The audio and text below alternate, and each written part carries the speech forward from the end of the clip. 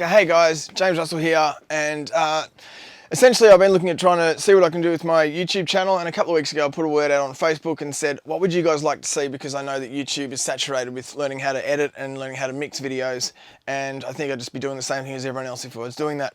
And one of my good friends, Rob McAvale, said, look, one of the ones we'd like to know, or especially for up and coming bands, is what to expect when they go into the studio. Now, I'm going to do a couple of different parts of this, but today I'm just going to talk about straight going into the studio, some of the processes you can expect, and also a couple of the main points. So essentially I'm going to cover probably playing to a click track, which is a big deal, live tracking and the difference between live tracking and tracking separately, and some of the benefits, some of the pros and some of the cons. And then next time I'm going to talk about things like demoing and or what's called pre-production and a few other things like that. So essentially, if you come into any studios, it's supposed to be beneficial, and obviously I'm going to be talking about heliport studios, which is where I work out of, but essentially this can sort of apply to any major studio. So being able to live track a band, now that's probably, these are the two main things I'm going to cover today, live tracking a band and playing to a click track. But live tracking a band, so most people generally don't know what that means. In fact, some people even have a hard time with the term tracking. Tracking means recording, the initial stage of recording the band. And live tracking, essentially what it means is that you can get all the players playing together in some shape or form where they can hear each other, but you're also, generally with live tracking, you've got two ways that can happen. You've either got to deal with spill, which is a real problem, or bleed, or whatever you want to call it, say the sound of the drummer playing into the guitars and the like, or you have some way of trying to mitigate that problem, because essentially it's quite an important thing, especially when you get to compressing drums and there's guitar bleed in there or vice versa. All of that can be a bit of a nightmare, and so there's a couple of techniques that we use. One of the things that a couple of years ago I was quite fascinated with some of the bigger labels that I worked with, essentially still, even though they worked in some big studios that could live track a band, essentially didn't. They used the pre-production and then individually swapped out the parts. And generally one of the big ones, especially in a studio, is tracking drums. And I also find this happens a lot with any of the guys that are doing the heavier stuff. There's a number of different labels, but the guys doing the more hardcore stuff definitely also will track drums afterwards. Generally because they'll probably program the drums in to start with and then get the arrangement going using the pre-production, or demoing as they're calling it, as people call it. Pre-production is basically you're playing the song through and every band member is knowing exactly their part, so they can go away, practice it and come back and re-record it, hopefully with a better version of it. You can get what's called demoitis sometimes, where basically they can't beat the original version they did, maybe because of the enthusiasm they were playing with, or maybe it was just a great take the first time. But so generally there's a couple of benefits and there's a couple of problems with that. The benefits are, if you're individually tracking every instrument, you're going to get no bleed from anything else. Maybe a tiny bit of headphone bleed, which you can certainly regulate. You're going to get no bleed from every other instrument. That is the benefit. So it means you can get a pristine sound, and then when you get to start to compress, you're compressing every individual element and you're only dealing with the bleed from whatever that instrument is, i.e. a drum kit. If you're squeezing the snare, you're still only getting the rest of the drum kit working in. That's the problem if in the old days, especially when they used to track bands all in one big room, and which is live tracking. Essentially, you know, if you got guitar bleed in, say, the snare mic and you're really compressing the snare, you're also compressing the guitar bleed, which essentially means that that part of the guitar is either going to sound a lot louder or you've got to find some way to get rid of it. And it can be really difficult. So that's the reason why people individually track every instrument individually. Now that's a great benefit, but one of the big ones I find, especially when people aren't using playlists, or if they're tracking, you know, to something that's already had pre-production done, you'll start at, even if it's one song, they can, especially for drummers, at the start of the track, the drummer will start playing through, he gets to a fill and he buggers up the fill, and then essentially the producer or engineer says, oh hey dude, can you stop, we're going to redo that fill again, I want to drop you in for that fill. He drops in for that fill, then keeps on playing until he mucks it up again next time. The problem is, if they've programmed those drums and if he doesn't really know that part, then essentially you've got a bit of a problem, because you can hear the drummer getting more tired by the end of the track. And even though it's a 3.5 minute track, if he's taken 4.5 minutes to track those drums, you can hear him actually physically getting tired, and it is in the nuances in his playing, and you can feel him getting tired by the end of the track. So sometimes I find that can be a problem. With some of the great drummers, that's not a problem because they smash stuff out really quickly, or they know how to maintain their, their hit velocity and all that kind of stuff to the end of the track. But it is something that people don't talk about that much, mainly because a lot of people don't notice it, that you need to be aware of, especially, if you're dealing with less experienced drummers, and it's definitely something to think about. I like to live track and use what's called playlists. Ever since Pro Tools and Logic and most of the other big DAWs have got it. I don't believe Ableton's got it, but essentially you can have multiple playlists all hidden under the bonnet, and then essentially you can do what's called a compilator. Now, playlist is great because you can do take after take, and this is what I like to do, especially when I'm live tracking.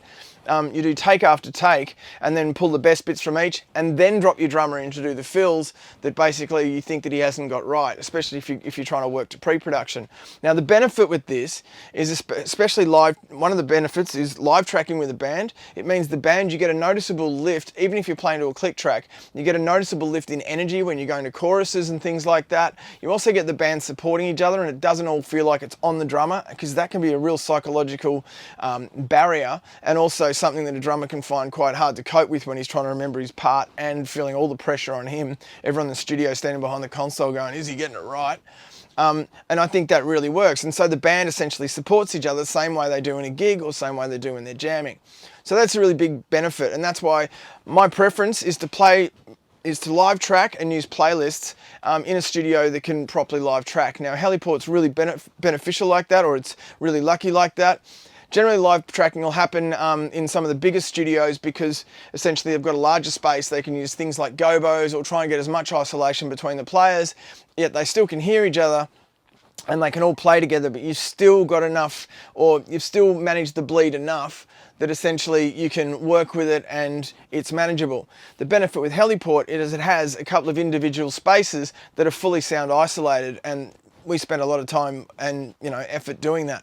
And so sound isolation is a really good thing, because essentially if you look at the Heliport structure, we have the drummer in the live room, we have the rhythm guitarist in the medium ISO room, we have the vocalist in the vocal booth, and generally the bass player will be in with me, and maybe a keyboardist that's DI'd because both of those are instruments. Well, the bass player will actually be plugged into a head, an amp head that is going into a cabinet into another room, which is fully isolated again. So essentially you've got enough isolation that if you really listen to it, there could be a little bit of bleed, same as it would be in a massive space, but essentially you've got, you can manage whatever you're dealing with. Under compression, it doesn't suddenly pop out and starts blaring in your ears and you go, wow, I've got so much bleed, I can't work with this stuff. So that's why live tracking a band's great. You've got the energy of the band. If you can do it and you can live track with enough separation, then that's great, because you've got enthusiasm of the band members. Everyone gets to hold themselves together, and some people may believe in being psychic or not, but it does feel like a sort of, a psychic energy, or an energy where the band can sort of hold each other together, is because all of them know their parts and they kind of keep each other in line, which is such a great thing. Anyway, the next part to this this video is talking about a click track. Now, I've had a lot of people say, why do we need to play to a click track? The real reason that I say to people, why do you need to play to a click track, is back in the old days when you could book out a studio for 3 months and write an album, you could sit there and do that same part a couple of hundred times and wipe over that tape a couple of hundred times until you got your timing right. But even then, those drummers really knew their parts, or any of those instrumentalists knew their parts, and a lot of them did practice to proper metronomes, like the old ticking metronomes that go like that. And so they had immaculate timing, and so, but they also took the time to do it, and even in the studio they had enough time to do it. These days, in a modern day, when you've got up and coming bands that don't have 3 months to book out a studio and, have some astronomical budget, it's really beneficial, especially for, up and coming bands who maybe aren't the greatest players, or that, haven't got as many miles on the board. If they've been practicing to a click track and they're pretty damn close, someone like me who's doing the editing and then finally the mixing can actually perform miracles with that stuff, because if they're close enough to a click track and they're playing pretty consistently, you can get a really professional sounding, on point sounding, tracking version, or, edit, which pulls all the instruments in line. And this is why the separation's key, because if their timing's slightly out, it'll start being muddy. If you've got enough separation and they're playing to a click, it tightens everything up. You can get them sounding as though they are the tightest band in the world, and that's pretty amazing. So that's one of the reasons why I play into a click track. And I have actually, and I know people are going to think I'm an absolute prick for doing this, but I have actually sent bands away that were just so far out. I say, dude, look, we probably don't need to do this session today. Come back, practice to it, because it is imperative. Like a couple of bands, especially at the start when we're doing Heliport at the start, I thought it was quite funny, you know, like basically a couple of bands had come in and we'd be tracking, I'd going, do these guys even know where the click is? You know, they're just playing to a click track. And, you know, I'd spend half the day, you know, trying to get a decent take out of them. And then by the end of the day, when we'd finally got it and go, yeah, guys, we got it, you know, we got there. Then one of the band members would then boast, yeah, we didn't even practice to the click. And it's like,